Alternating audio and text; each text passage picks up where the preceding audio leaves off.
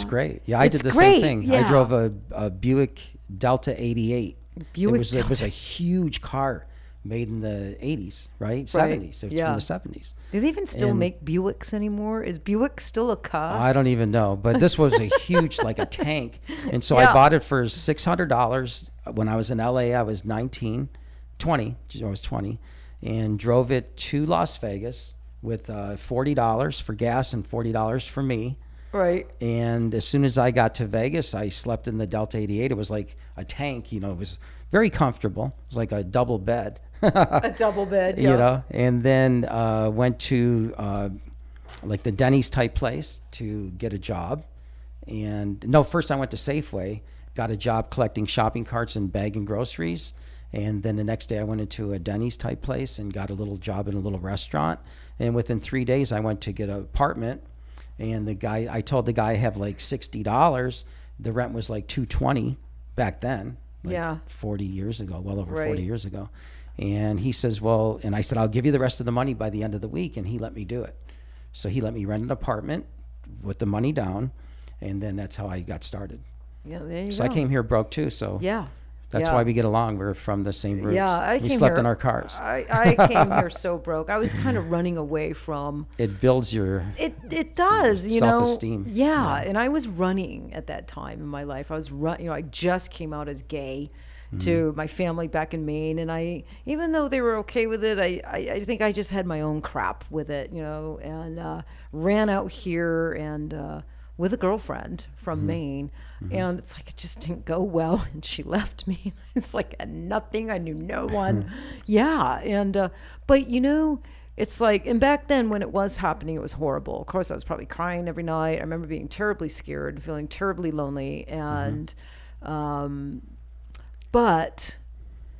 You know, it's just, you look back on it and I think it, you know, definitely built some character for sure. And you realize when you're in those situations, you realize what you're made of, out of, you know, and what you're capable of. Well, I've been on my hands and knees praying to God, like, please give me direction. Yeah. Because I had nothing. Right. Yeah. And it worked. Yeah. So a little prayer once in a while doesn't hurt. Of course not. A little prayer, positive affirmations, positive thoughts, a good outlook on things. Yeah, not just being be positive. angry. And I think not being angry.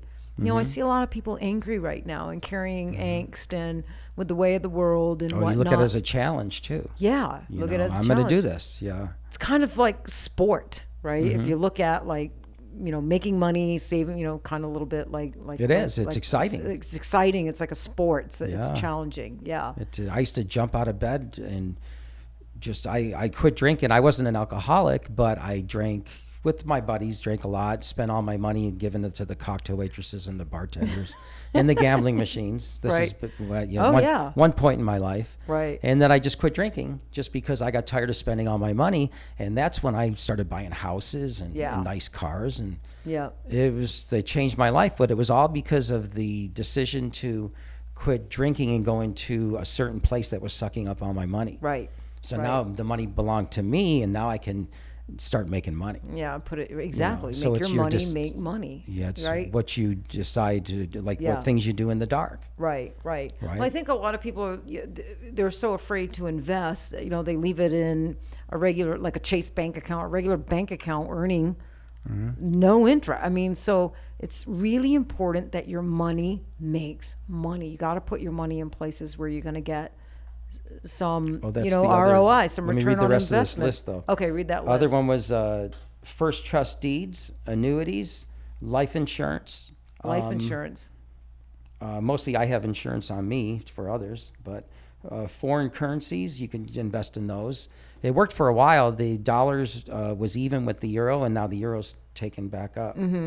So you could have caught the euro at a good time and made money buying euros. Right. Let's see, what else is there? Silver and gold.